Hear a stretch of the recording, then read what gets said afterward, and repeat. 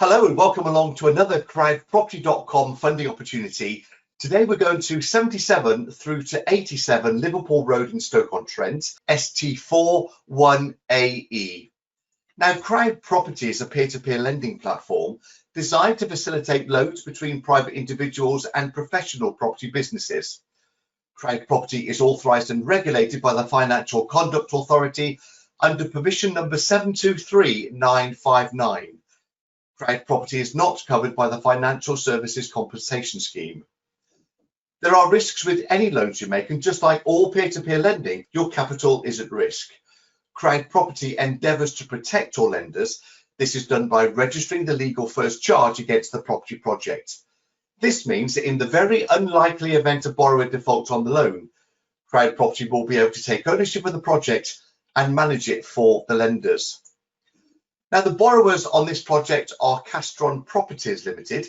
Their limited registered number is 11333091. It was founded in 2018 by Caro Arovbani and Samson Giwa, and their business specialises in buying properties, undertaking refurbishment works, then either selling or retaining the properties once they're complete.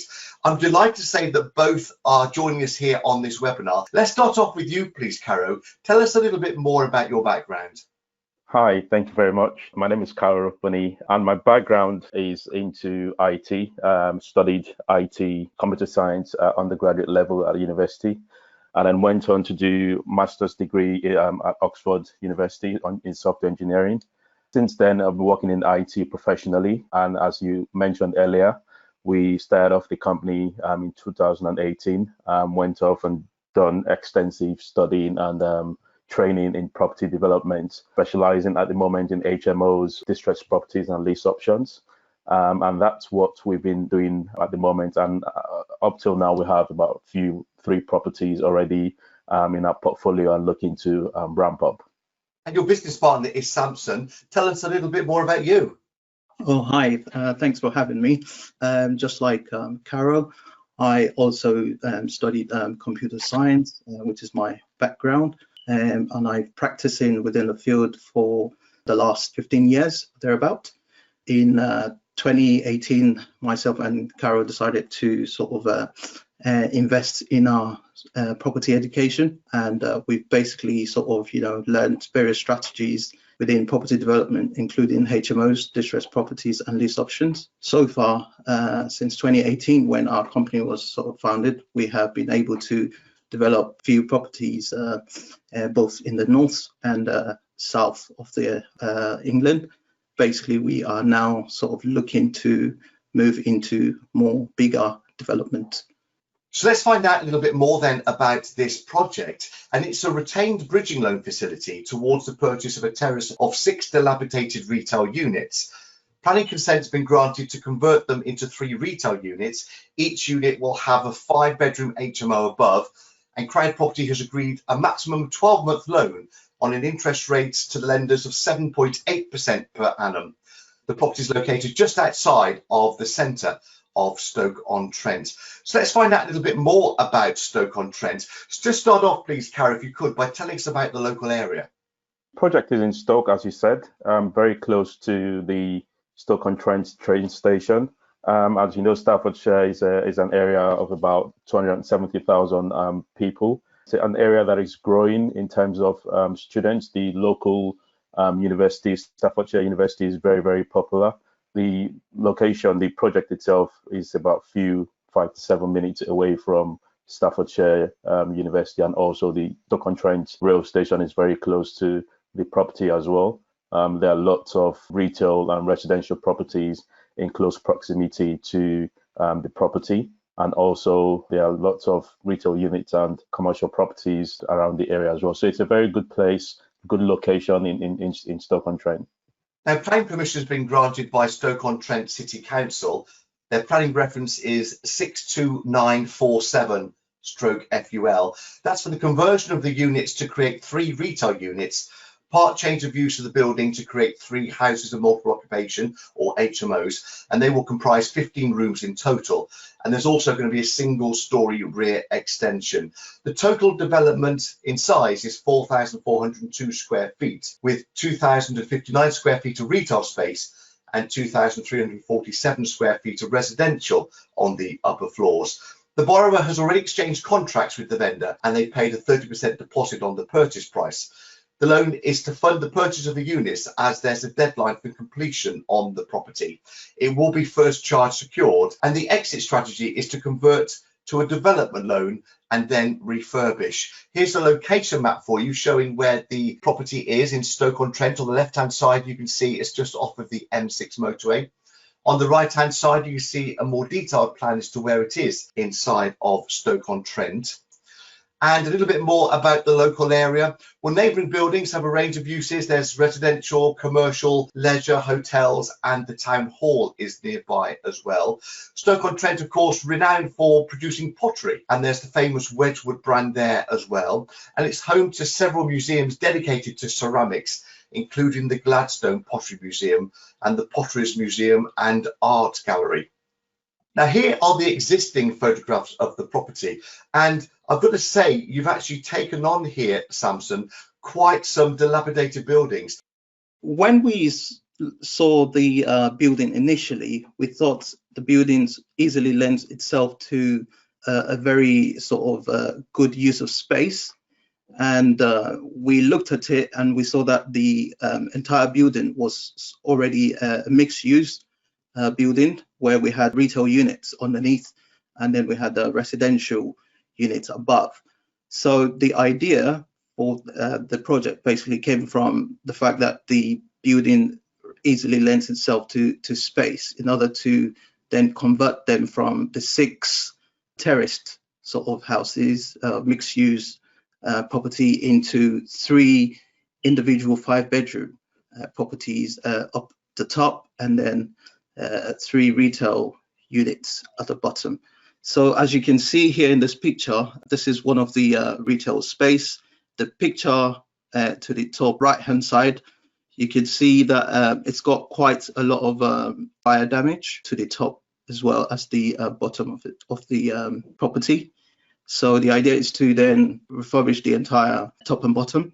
If we look at the picture on the top left hand side, you can see that part of the building has already been stripped out, including the walls, flooring, roof. So you can see it's quite a big space to the rear of the property. You can also see in the bottom left-hand corner, you can see the picture of the shop front with some of the shop equipment still there. Tell me, Samson, how did you find this deal? We were actually off the back of completion of one of our properties. We had sort of completed about 3 HMOs, and we were looking for something slightly bigger, a bit more challenging, and something more rewarding in terms of the effort we were looking to put in. So the idea came from one of our sourcing agents, which we had sort of contacted in terms of the kind of projects we're looking to invest in. The sourcing agent pointed us towards the direction of a number of developments available, and we looked at this one because this was already in our investment area. Also, one of the other reasons why we went for this particular one is that the vendor who's actually selling also sort of got their property education from the same provider. So it was easy for us to build a rapport with the vendor in terms of what was required and in terms of, negotiation. Let's have a look at the existing floor plans then. I'd like to come back to you, Cara, if we can. Talk us through what is there at the moment, and then we'll look as to what you're going to be doing with this building. As you can see, the existing floor plan is on the ground floor is retail units. On the top floor, you have residential units on the top floor. As you can see from the previous pictures, the top floor, there was a fire damage on the property a few years ago. So what we're looking to do is to totally refurbish the entire property. And going forward, our plan is to convert that to a 15-bed HMO, 3 sets of 5-bed each. So on the ground floor, we'll retain the retail unit. So the first floor will have 4-bedroom all ensuite HMOs. So in total, on the first floor across the entire property will be 12 bedrooms of HMO.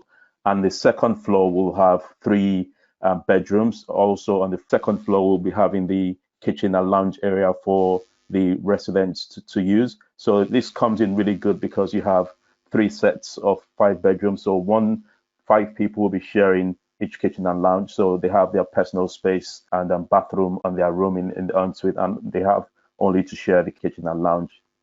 And as you say, that's a really good use of space by putting the bedrooms on the middle floor and then having the breakout area of the kitchen, the dining area up on the top floor as well. Let's look at the elevations. Talk us through this, please, Samson. What is it that is there at the moment? What are you going to be doing differently? The idea is to freshen the facade up. And the roof, as you can see, is going to be a completely brand new roof replacement across the entire property. Currently, the building is at 2 floors.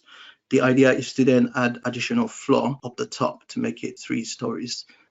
Talking about the shop space below, here is the proposed ground floor retail units. Tell us what you're doing here, Samson.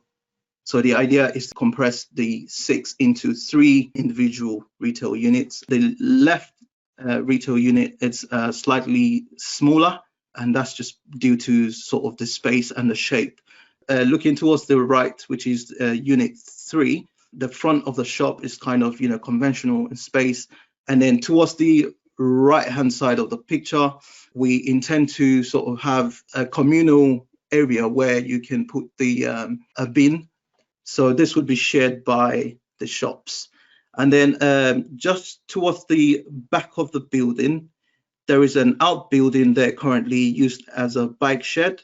So the idea is to turn that into a communal space for the residents, sort of a common room, games room, where they can relax and enjoy some recreational activities. Again, we've also sort of created a little space there on the side for the bins to sort of be located towards the rear. Now, I've got a couple of case studies that I'd like to go through. Let's come back to you, Carol, if we can, because this first one is in Ross Street, Middlesbrough. Tell us about this.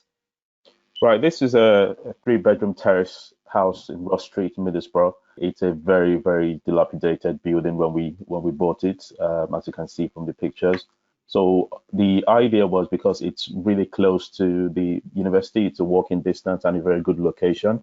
So it has 3 bedrooms and then it has 2 living spaces downstairs. So what we did was convert one of the living spaces downstairs into a bedroom. So all in all, after refurbishment, turning around the property, we had a 4-bedroom refurbished multi-let. So each room was let out to students. The purchase price, we bought the property for about £25,000, spent £20,000 in refurbishment. The current GDV now is about 60,000. And because of the way we have converted it and made it a multi-let, we're getting a annual rental income of 11,400. And looking at the difference in those photos, that is quite a transformation. So well done on that project.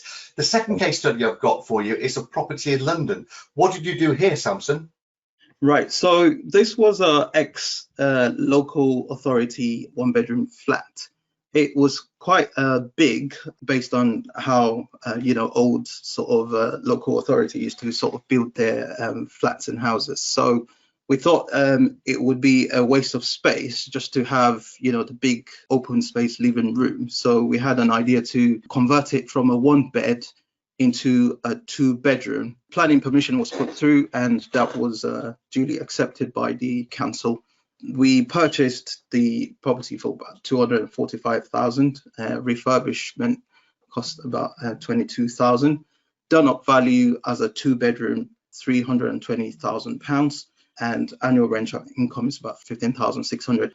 As you can see in the bottom right-hand picture, we decided to go for an open plan modern finish. So let's then return to this project you're doing in Stoke-on-Trent. This is a single raised facility of £105,000. Interest will be retained and lenders are going to receive 7.8% per annum. RICS have verified the current market value to be £175,000. The initial gross day one drawdown is 105,000, therefore the loan to value is 60%. The loan to gross development value when exclude the interest is 60% as well. The maximum loan term is 12 months. The loan is targeted to start on the 28th of August 2020, but only after the legal process has been completed.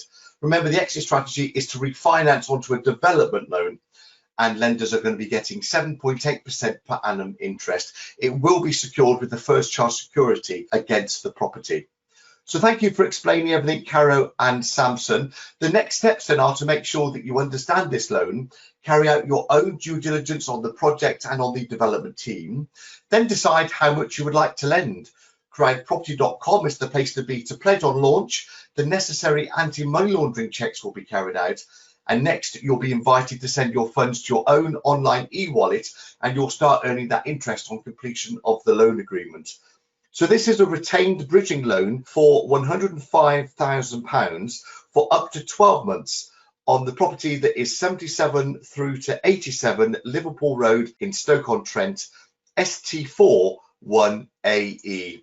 Thank you for watching this webinar. We look forward to you joining us again soon back here at CrowdProperty.com.